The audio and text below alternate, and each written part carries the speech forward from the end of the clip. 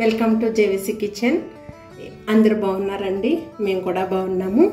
ఈరోజు మన special recipe వచ్చేసి పూరీ కర్రీ అండి. 2 పొటాటోలు ఇదిగోండి పెద్ద సైజులో ఉన్నాయి కదా, ఈ 2 ఉడకపెట్టి పెట్టుకున్నాను. మీడియం సైజులో ఉన్న 2 ఉల్లిపాయలు కట్ చేసి పెట్టాను. ఇది 3 గ్రీన్ చిల్లీ పచ్చిమిరపకాయలు కట్ చేసి పెట్టాను. కొత్తిమీర, ఇది కొంచెం శనగపిండి. ఇది తయారు చేసే విధానం చూద్దామండి. పూరీ కర్రీకి తయారు చేసుకోవడానికి ముందుగా బాణీ పెట్టుకుందామండి. బాణీ వేడైంది కాబట్టి ఇప్పుడు 2 టేబుల్ స్పూన్ల వరకు ఆయిల్ వేసుకుందామండి. ఆయిల్ వేడైందండి. ఇప్పుడు ఒక్కొక్కటిగా మనం పోపు దినుసులు వేసుకుందాం. ఇందులోను మొదటగా ఆవాలు వేసుకుంటున్నాను, శనగపప్పు, మినప్పప్పు, ఎండుమిరపకాయలు, ఇదంతా కూడా స్లోగా ఇలా కలుపుకుందామండి. కొంచెం దూర రంగు వచ్చే వరకు కూడా వేయించాలి. ఇప్పుడు గ్రీన్ చిల్లీ అండి, పచ్చిమిరపకాయలు కట్ చేసి పెట్టుకున్నాం కదా, ఇది కూడా వేసేసుకుందాము. కరివేపాకు కూడా కొంచెం వేసుకోవాలండి. ఇది కూడా ఇలా కలిపి పోపు దినుసులన్నీ ఫ్రై అయిపోయినాయి కదండి. ఇప్పుడు మనం కట్ చేసి పెట్టుకున్నాం మీడియం సైజులో 2 ఆనియన్ కట్ చేసి పెట్టాను, ఇవి కూడా వేసేసుకుందాము. ఈ ఉల్లిపాయలు అయితే అండి బాగా సాఫ్ట్ అయిపోకూడదు. ముక్కలు కోసుకునేటప్పుడు కూడా బాగా సన్నగా కోసుకోకూడదు, కొంచెం మందంగానే కోసుకోవాలి. ఇదిగోనండి ఆనియన్ అంతా కూడా కొంచెం ఇలా ఫ్రై అయ్యింది. బాగా బ్రౌన్ కలర్ వచ్చేయకూడదు, ముక్క ఉడలితే సరిపోతుంది. ఇప్పుడు మనం దీంట్లో కొంచెం పసుపు వేసుకుందామండి. ఇదిగోండి 1/2 స్పూన్కి ఎక్కువగానే తీసుకున్నాను. ఇది చిన్న స్పూను, ఇది 1/2 స్పూన్ తీసుకున్నాను. ఎక్కువ కారం వేసుకోకూడదండి, పచ్చిమిరపకాయలు ఉన్నాయి కదా. ఇప్పుడు సాల్ట్ వేసుకుందామండి. నేనైతే 1 స్పూన్ వేసుకుంటున్నాను, రుచికి తగినంత చూసుకుని వేసుకోవాలి. తర్వాత ఇవంతా కూడా బాగా కలిసేంత వరకు కలిపేసుకుందామండి. మనం వేసిన పసుపు, ఉప్పు, కారం అంతా కూడా కలిసేంత వరకు ఇలా కలిపేసుకుని 1 నిమిషం పాటు అలా ఉంచుకుని అప్పుడు మనం ఇదిగోండి ఉడకపెట్టి పెట్టుకున్నాము కదా పొటాటో ముక్కలు, ఇదిగోనండి ఇంతంత సైజులో కట్ చేసుకుంటే సరిపోతుంది. ఇవి యాడ్ చేసేసుకుందాం.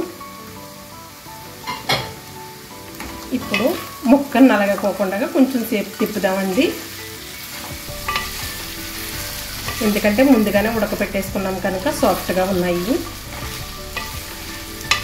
స్లోగా ఇలా కలిపేసుకుని 1 నిమిషం మూత చేసుకుందాం.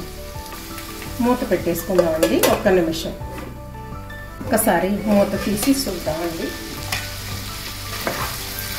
చూడండి పొటాటో ముక్క కూడా అంత మసాలా పట్టింది కనుక ఇప్పుడు ఇలా కలిపేసుకొని మనం కొంచెం వాటర్ వేసుకుందామండి. ఇలా కొంచెం ముక్క ములిగేంత వరకు ఇంకా కొంచెం వాటర్ పడుతుంది. ఎలా ఉందో చూద్దామండి ఒకసారి. ఇదిగోనండి కొత్తకొచ్చింది కదా. పొటాటో వేసిన తర్వాత ఉల్లిపాయలు అవన్నీ కూడా ఫ్రై అయిపోయిన తర్వాత పొటాటో వేసిన తర్వాత మసాలా కూడా వేసిన తర్వాత ఇలా కొత్తకు రావాలని నీళ్ళు వేసిన తర్వాత నేను ముందుగా చూపించాను శనగపిండి 2 టేబుల్ స్పూన్లు నేను పల్చగా వాటర్లో కలుపుకున్నానండి. దీంట్లో ఉండలు లేకుండా నీటిలో చక్కగా కలుపుకోవాలి. నెమ్మదిగా కలుపుకున్నాక ఇదంతా కూడా ఇప్పుడు దీంట్లో యాడ్ చేసేసుకుందామండి.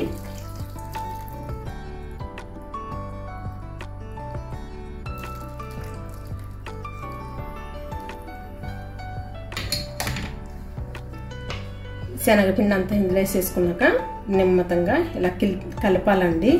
ఇలా కలిపితే అప్పుడు ఉండలు లేకుండా కూడా అంతా కలిసిపోయి లిక్విడ్లా తయారవుతుంది. అప్పుడు 3 నిమిషాల పాటు కవర్ చేద్దామండి, ఎందుకంటే ఇది కూడా కుతక రావాలి. ఇదిగోనండి కుతక పట్టింది. ఇది ఇలా కలుపుకుంటూ చూసుకోవాలి. చూసుకున్నప్పుడు దీంట్లో పొటాటో ముక్కలు ఉన్నాయి కదండి, ఈ బంగాళదుంప ముక్కల్ని అక్కడక్కడ కొంచెం చిదపాలి. ఇలా నొక్కినట్టయితే చిదుగుతాయి. అప్పుడు ఇంకా శనగపిండితో పాటు ఈ పొటాటో ముక్కలు కూడా చిదికినప్పుడు చాలా టేస్టీగా ఉంటుందన్నమాట.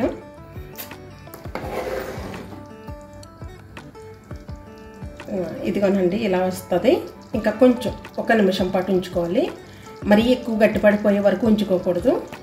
మరి పొటాటో ముక్కలోను ఈ శనగపిండి కూడా చల్లారేటప్పటికి మామూలుగా మరీ అంత గట్టిపడిపోకుండా బాగుంటుందండి.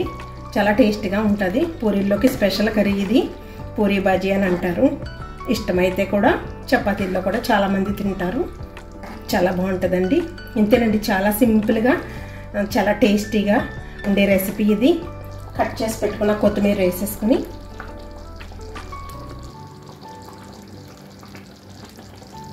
ఇలా కలిపేసుకుందామండి. కొత్తిమీర అంతా కలిసేంత వరకు. ఇంతేనండి, మన పూరీ బాజీ రెడీ అయిపోయింది. స్పెషల్ కర్రీ అన్నమాట. మా రెసిపీ మీకు నచ్చినట్లయితే ఇంతేనండి, మన potato bhaji puri curry ready అయిపోయింది. చాలా సింపుల్గా చాలా టేస్టీగా ఉండే కర్రీ, చాలా ఈజీగా కూడా అయిపోతుంది. మరి మా రెసిపీ మీకు నచ్చినట్లయితే మన ఛానల్ని సబ్స్క్రైబ్ చేయండి, లైక్ చేయండి, కామెంట్ చేయండి. Thanks for watch.